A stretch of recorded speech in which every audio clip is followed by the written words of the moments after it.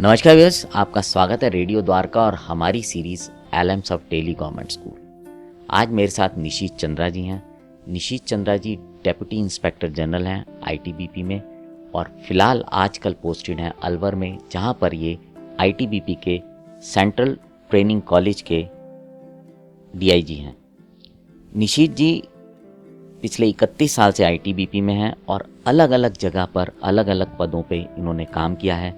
देश के जहाँ जहाँ पर भी आईटीबीपी है वहाँ पर सभी जगह निशीत जी रह चुके हैं। निशीत जी यूएन के कोसोवो मिशन में भी अपनी सेवाएं दे चुके हैं। खेल में विशेष रुचि रखते हैं और उसके साथ साथ निशीत जी को अपने कार्यकाल के दौरान कई बार अलग अलग पदों से सम्मानित किया गया है, जिसमें मुख्य रूप से जो पदक हैं जो मैं मेंशन करना चाहूँगा वो है इंटेलिजेंस कुशलता पदक, जो कि सेंट्रल गवर्नमेंट देती है, और उसके साथ साथ president police medal for meritorious services से भी उनको सम्मानित किया जा चुका है 2021 में। एक चीज़ और आपको बताना चाहूँगा भैया, निशीत जी दिल्ली के जो सरोजनी नगर के गवर्नमेंट स्कूल नंबर 3 से पढ़े हैं। निशीत जी, गवर्नमेंट स्कूल नंबर 3 का नाम लेते ही आपके चेहरे पे थोड़ी मुस्कुराहट आई। विशाल, आपको बहुत बहुत धन्यवाद। आपने मुझे आज इनवाइट किया यहाँ पे। आपने जैसा मेरे इंट्रोडक्शन में बताया, मैं government senior secondary school number 3 Sarojini Nagar का छात्र रहा हूँ। 1980 से जब 7वीं कक्षा में मैं वहाँ पे ज्वाइन किया था और 1986 में जब 12वीं मैंने वहाँ से करी 12th क्लास। तो मेरे जीवन का, मेरे जो ग्रोइंग अप ईयर्स थे उसका एक बहुत महत्वपूर्ण पार्ट उस स्कूल ने दिया है मेरे को। मुस्कुराहट इसलिए है क्योंकि आप भी उसी स्कूल के प्रोडक्ट हैं और इसके अलावा हमारे बहुत सारे अन्य दोस्त भी जो शायद इस इंटरव्यू को देखें वो भी इसका पार्ट रहे हैं। बहुत ज़्यादा यादें हैं, बहुत सुंदर यादें हैं स्कूल के प्रति और लगाव भी है। मुझे बहुत खुशी है कि आपने एक ये मंच दिया और ये मौका दिया है कि जिसमें हम बात कर रहे हैं अपने एल्मा मैटर का, अपने स्कूल का, जिसकी वजह से हम लोग इस मुकाम पर आज पहुंचे हैं और बल्कि ये बात भी कर पा रहे हैं। बिल्कुल सही बात है निशीत जी, हम स्कूल का बहुत कंट्रीब्यूशन लाया है हम लोगों के जीवन में। निशीत जी, जो सरकारी स्कूल में जो एक एटमॉस्फेयर होता है, माहौल होता है, वो बिल्कुल अलग तरीके का होता है। वहाँ पर सभी तरह के जो छात्र होते हैं वो आते हैं और सभी वर्ग के बच्चे आते हैं। आपका क्या एक्सपीरियंस रहा अपने स्कूल डेज के दौरान? विशाल, देखिए, जो मुझे याद पड़ता है, आपने ठीक बोला कि जो गवर्नमेंट स्कूल्स हैं, सरकारी स्कूल, दिल्ली गवर्नमेंट के स्कूल्स, और उस दौरान में 80 से 86 के दौरान में सभी वर्गों के बच्चे आते हैं, पर मेनली मिडिल क्लास बैकग्राउंड के बच्चे ज़्यादा होते हैं उसमें, मोस्टली वही होते हैं। एक ही जैसा बैकग्राउंड होता है तो आप उसके कुछ फ़ायदे हैं और उससे रिलेटेड बहुत सारी चीज़ें हैं जो वो बैकग्राउंड, जो जिस बैकग्राउंड के बच्चे आते हैं वो अपना साथ लेके आते हैं।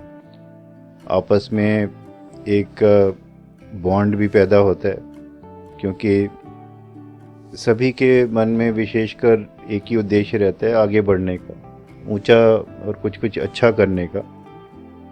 मिडिल क्लास से हैं तो शायद और हायर क्लास तक जाने का। तो वो एक भावना मेरी समझ से सभी में होती है, उस टाइम थी और अब मैं समझता हूँ अभी भी ज़रूर होती होगी। जो सोसाइटी की जो मिडिल क्लास है उसमें ये एक भावना मैं समझता हूँ कि हर एक में है, जो कि हमको आगे बढ़ने के लिए प्रेरित भी करती है, उत्साहित भी करती है और लोग पहुँचते भी हैं उसी कारण से।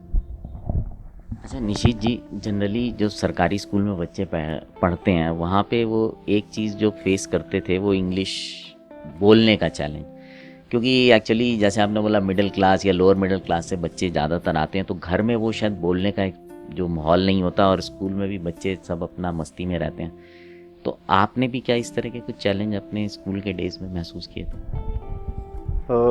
विशाल, यहाँ पे मैं आपकी बात से सहमत हूँ गवर्नमेंट स्कूल्स में और विशेषकर उन दिनों में बहुत सारे गवर्नमेंट स्कूल्स हिंदी मीडियम में ही थे। हमारा भी स्कूल में बहुत सारे सेक्शंस हिंदी मीडियम के थे, पर हमारा जो मीडियम था वो अंग्रेजी का था, इंग्लिश मीडियम में ही पढ़ाई हुई।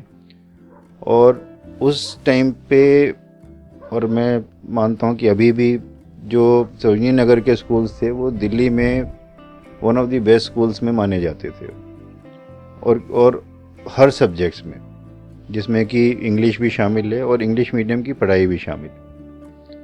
ये ठीक है कि एक थोड़ा सा छोटा सा डिसएडवांटेज ज़रूर मैं कहूँगा कि रहता होगा कि जिस बैकग्राउंड से बच्चे आते थे, मिडिल क्लास था, घर में अंग्रेजी बोली नहीं जाती थी, मोस्टली हिंदी ही बोलचाल थी।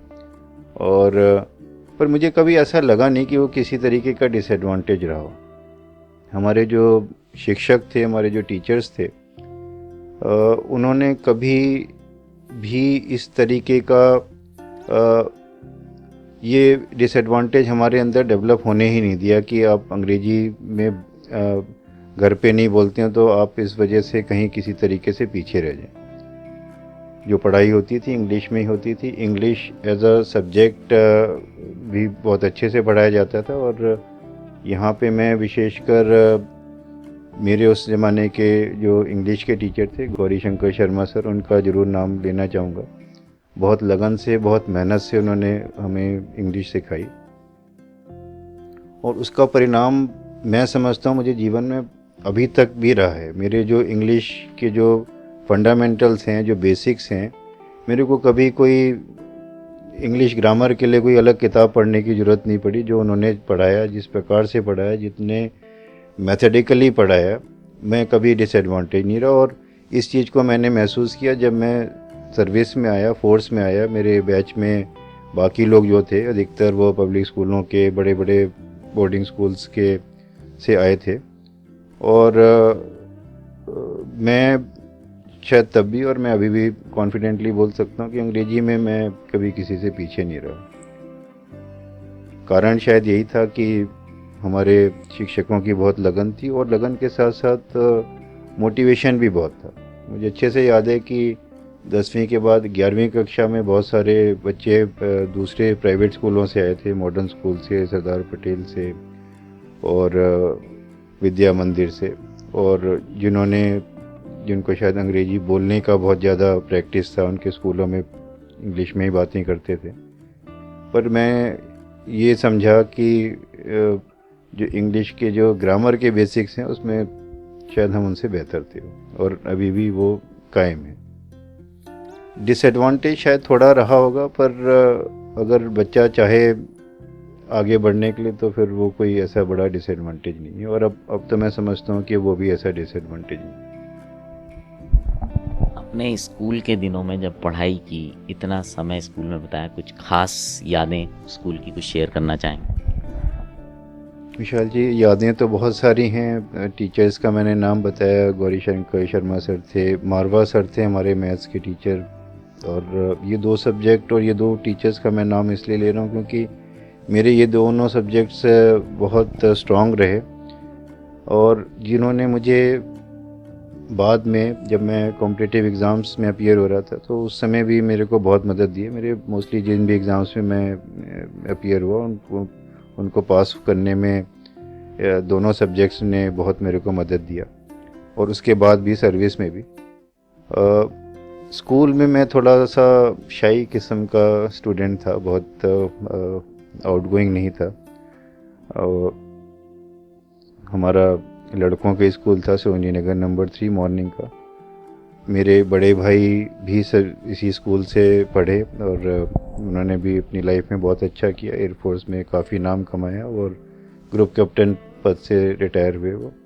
मेरे छोटे भाई सरोजनी नगर नंबर 4 से, जो बगल में स्कूल था, वहाँ से। और मेरी छोटी बहन जो गवर्नमेंट सीनियर सेकेंडरी स्कूल जो गर्ल्स का नंबर 1 था सरोजनी नगर, वहाँ से पढ़ के इन्होंने भी 12th किया। और वो दोनों अभी यूनाइटेड स्टेट्स में हैं, परमानेंटली वहीं पे हैं, डॉक्टर हैं और एक IT प्रोफेशनल हैं। थोड़ा सा अलग तरीके का माहौल था, स्ट्रिक्ट थे, टीचर्स भी स्ट्रिक्ट थे, प्रिंसिपल भी स्ट्रिक्ट थे। और पढ़ाई पे जोर ज़्यादा होता था। एक्स्ट्रा करिकुलर जैसे दूसरे प्राइवेट स्कूलों में जो हम सुनते थे बाद में कि ऐसे होता है, वैसे हाउस एक्टिविटीज़ हैं या जो एक्स्ट्रा करिकुलर एक्टिविटीज़ हैं, शायद उतनी ज़्यादा हमारे स्कूल में नहीं थी। पर एकेडमिक्स पे ध्यान बहुत अच्छा था, और स्पोर्ट्स में भी विशेषकर मुझे अभी से अच्छे से याद है, सरोजनी नगर नंबर 4 जो था वो सुब्रतो कप में फाइनल सेमीफाइनल नेशनल लेवल तक पहुंचता था। और बहुत हमारी खुद की स्कूल की टीम जो हॉकी टीम थी वो दिल्ली की one of the best teams हुआ करती थी स्कूल में।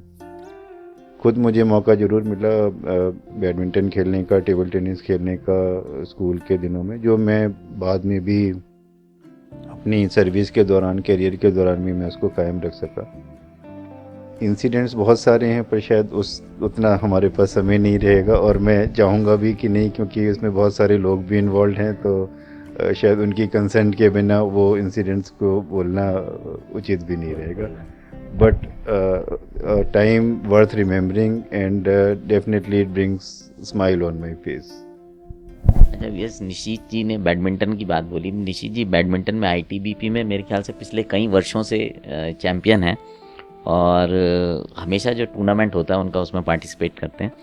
अच्छा निशीत जी, एक बात बताएं, सरकारी स्कूल में आपने पढ़ाई की और आप आज एक कामयाब अफसर हैं।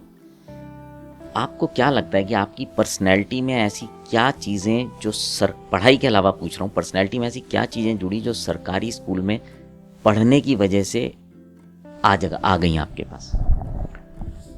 विशाल, मैं समझता हूँ कि जो सबसे बड़ी सीख उस स्कूल में पढ़ने के दौरान जो मेरी पर्सनैलिटी में जो मुझे मिली, एक तो टॉलरेंस, मतलब हर वर्ग को, हर व्यक्ति को के प्रति उसको समझना।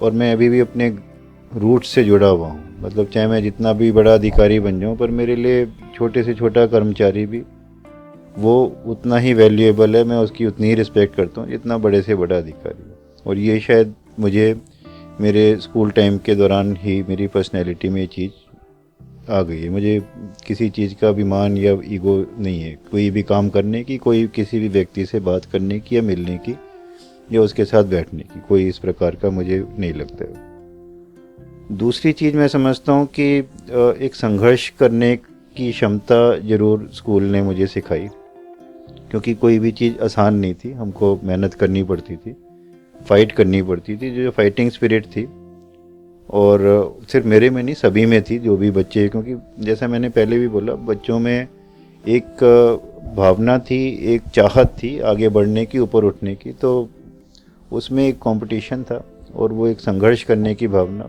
मैं समझता हूँ ये दो चीज़ें जो हैं डेफिनेटली स्कूल ने मेरी पर्सनैलिटी में मेरे को दी।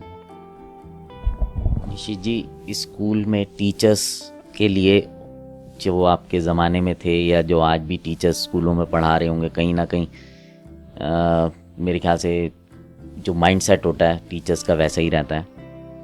और जो अभी बच्चे पढ़ रहे हैं सरकारी स्कूल में, उनके लिए कोई संदेश देना चाहेंगे?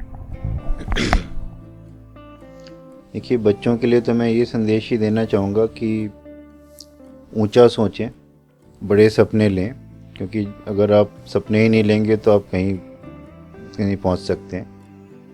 पर सपनों को साकार करने के लिए उतनी मेहनत भी करें, और मेहनत को स्मार्टली करें।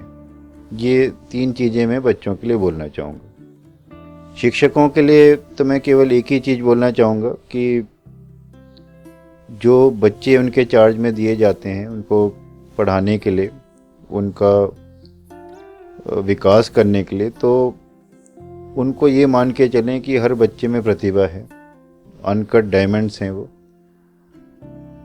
और ये शिक्षक के ऊपर होता है कि वो किस प्रकार से उस हीरे को निखार के लेके आ सकता है। यदि शिक्षक अपने बच्चों में, जो इनको वो पढ़ा रहे हैं, उनमें हीरे को ढूंढेंगे तो ज़रूर उनको हीरा मिलेगा। केवल अगर इसी भावना से शिक्षक पढ़ाएं और जो स्टूडेंट्स हैं वो बड़े सपने लें, एम्बिशियस बने और उन एम्बिशंस के लिए मेहनत करें, तैयारी करें, तो मैं समझता हूँ कि डेफिनेटली कोई भी चीज़ इनके हाथ से कि परे नहीं है। Everything is with in their reach. धन्यवाद निशीत जी। सो व्यूअर्स, आपने सुना निशीत जी ने बहुत ही सिंपल शब्दों में बढ़िया बात बोली कि आप सपने लें, उन सपनों को पूरा करने की कोशिश करें, मेहनत करें, क्योंकि जब तक आप सोचेंगे नहीं, आप देखने का प्रयास नहीं करेंगे, आप उस चीज़ को पाने की इच्छा नहीं कर पाएंगे। एक बार आप सभी का जो कि इस कार्यक्रम को जुड़ रहे हैं, इसको प्रेस कर रहे हैं, उन सभी को मैं धन्यवाद देता हूँ। निशीत जी को विशेष तौर पर धन्यवाद दूंगा क्योंकि वो अलवर से आए हैं अपना समय निकाल के। बहुत बहुत धन्यवाद निशीत जी आपका। सो व्यूअर्स, आने वाले समय में हम आपको फिर किसी ऐसे सरकारी स्कूल के विद्यार्थी से मिलाएंगे जो कि अपने काम के दम पे, अपने ज्ञान के दम पर दुनिया को प्रभावित कर रहे हैं। अब आपसे विदा लेते हैं, बने रहें रेडियो द्वारका।